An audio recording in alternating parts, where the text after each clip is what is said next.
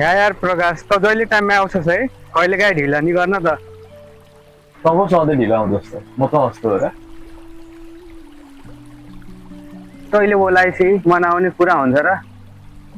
अनि भन्, के छ तेरो हालखबर? आज त खुब फुर्सद निकालेछस्।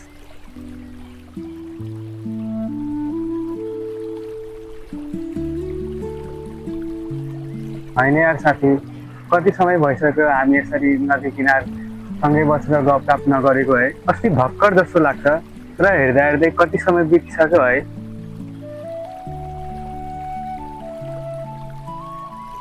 मलाई त याद पनि छैन, खै कति वर्ष भइसक्यो। म त गर्न पनि छोडिसकेँ। झुट नबोल्न प्रकाश, तँलाई त दिन बार मिति सब याद हुन्छ। अहिले थाहै नपाए जस्तो गर्दैछ। पुरानो कुरा सम्झिएर के गर्ने यार? त्यो कुराहरू बिर्सिनु नै बिर्स। बेकारमा सम्झिएर किन मुड खराब गर्नु? सही भनिस् प्रकाश यार, ती पहिलाको गल्तीहरू सुधार्न पाए कति राम्रो हुन्थ्यो है। साँच्चीकै एउटा कुरा भन्छ प्रकाश, तैँले उसलाई किन छोडेको? अरे यार त्यो पुरानो कुरा ननिकाल्न, बेकारमा किन मुड खराब गर्छु? तँलाई त सोधेको मात्रै हो नि मैले। आजसम्म तैँले कुनै पनि सिधा जवाब दिएको छस्? तँलाई त्यस्तो के आपत परेको थियो र? तँलाई के लाग्छ म सजिलो थिएँ र? मसित अरू कुनै अप्सनै थिएन, मेरो कन्डिसन नै त्यस्तै थियो। तँसँग अप्सन थिएन कि हिम्मत थिएन? साँचो कुरा बोल्न नडरा न। हिम्मतको कुरा होइन नि यार यो। हाम्रो सोसाइटी कस्तो हो थाहा छैन र तँलाई? मान्छेहरूले के भन्थ्यो, घर परिवारले कसरी सहन्थ्यो, समाजले हामीले एक्सेप्टै गर्दैन थियो यार। तँलाई आफ्नो खुसीभन्दा चिन्ता त्यो समाजको लाग्यो? तैँले त्यो समाजले गर्दा त आफ्नो माया नै मारिस्।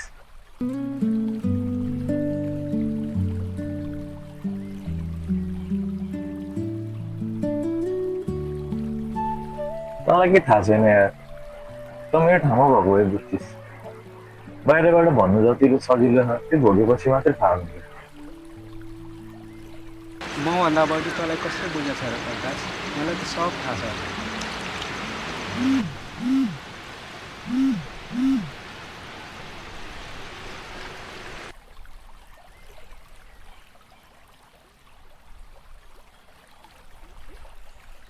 तैँले अहिलेसम्म उसको नम्बर फोनबाट खालेको छैनस् है?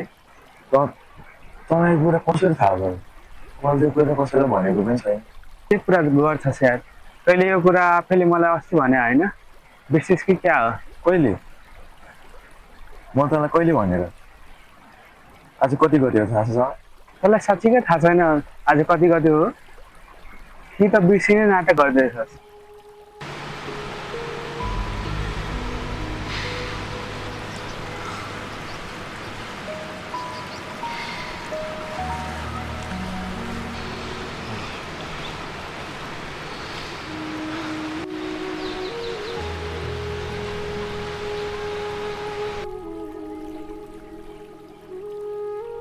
के भयो? मलाई किन त्यसरी टोलाएर हेरिरहेछस्? प्रवेश त्यो दिन पनि यसै गरी सिँढीमा बसिरहेको छैन? हो प्रकाश, म यहीँ थिएँ।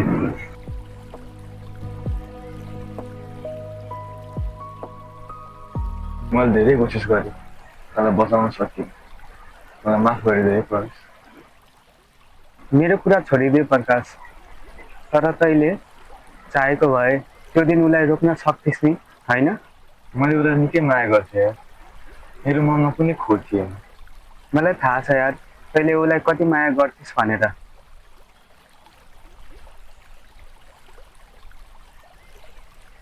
तर लास्टमा आएर म डराएँ यार।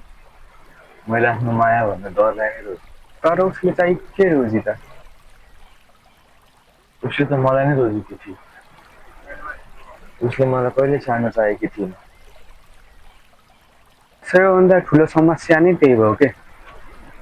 उसले तँलाई रोजेकी थिए, तर तैँले आफूलाई र उसलाई धोका दिइस्।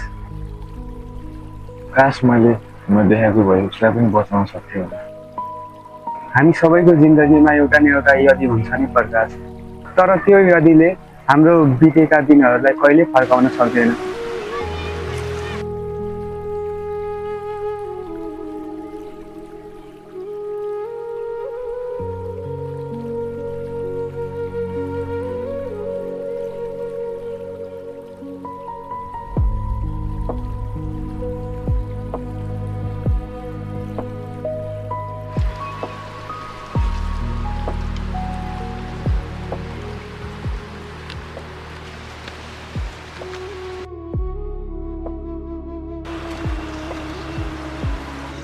गुड बाई परवेश, मलाई माफ गरिदे।